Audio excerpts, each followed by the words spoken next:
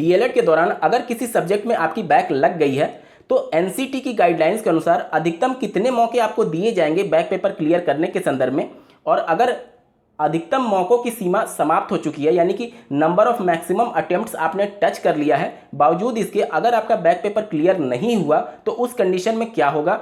साथ ही अगर आपका सेमेस्टर बैक हुआ है तो आपको अधिकतम कितने मौके मिलेंगे सेमेस्टर बैक को क्लियर करने के लिए, इन सबके रिगार्डिंग इस वीडियो में हम लोग डिटेल में चर्चा करेंगे।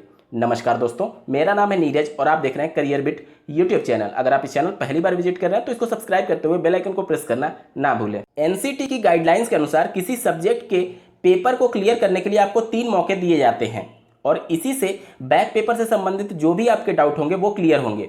अधिकतम 3 मौके किसी सब्जेक्ट को क्लियर करने के लिए दिए जाएंगे। इसका मतलब अगर आप पहली बार किसी सेमेस्टर की किसी पर्टिकुलर सब्जेक्ट के पेपर में सम्मिलित होने जा रहे हैं और अगर आपकी उसमें बैक लग गई तो 3 मौकों में से 1 मौका आपका खत्म हो चुका, यानी कि फ्रेश कैंडिडेट के रूप में अगर आपकी बैक लगी है तो उस कंडीशन में आपका 1 मौका खत्म हो गया। उसके बाद से आप जब बैक पेपर के लिए आवेदन करते हैं तो वो दूसरा मौका है आपका, और अगर उसमें भी आप असफल हो गए तो आपके 2 मौके खत्म हो चुके हैं। उसके बाद से 1 मौका सिर्फ आपका बचा हुआ है और आप बैक पेपर दे करके अगर क्लियर कर लेते हैं तो उस कंडीशन में तो आप सेफ हैं, लेकिन अगर तीसरे मौके में भी आप असफल हो जाते हैं तो उस कंडीशन में आपका जो सब्जेक्ट बैक था, यानी कि जो किसी एक सब्जेक्ट में या फिर 2 सब्जेक्ट में बैक था, वो सेमेस्टर बैक में कन्वर्ट हो जाएगा। यानी कि अधिकतम मौके जो 3 बार एनसीटी के द्वारा दिए जा रहे हैं, 1 बार फ्रेश कैंडिडेट के रूप में और 2 बार बैक पेपर के रूप में, अगर उस अधिकतम सीमा में भी आपने अपना बैक पेपर क्लियर नहीं किया तो आपका जो सब्जेक्ट बैक था वो सेमेस्टर बैक में कन्वर्ट हो जाएगा, यानी कि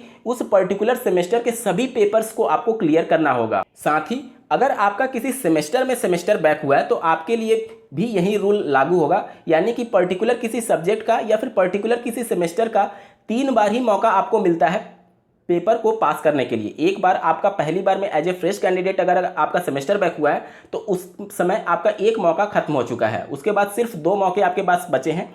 एक बार आप सेमेस्टर बैक के सभी सब्जेक्ट्स के पेपर के लिए फिर से अप्लाई करेंगे, अगर उसमें भगवान ना करे आप असफल हो जाए तो आपके पास सिर्फ 1 मौका बचा है। उसमें भी अगर आप असफल हो जाए तो उस कंडीशन में आपका डीएलएड का कोर्स जो होगा वो वैलिड नहीं माना जाएगा। यानी अधिकतम 3 मौके ही दिए जाते हैं किसी सेमेस्टर को क्लियर करने के संदर्भ में। पहला मौका एज ए फ्रेश कैंडिडेट और उसके बाद से 2 बार सेमेस्टर बैक को क्लियर करने के लिए।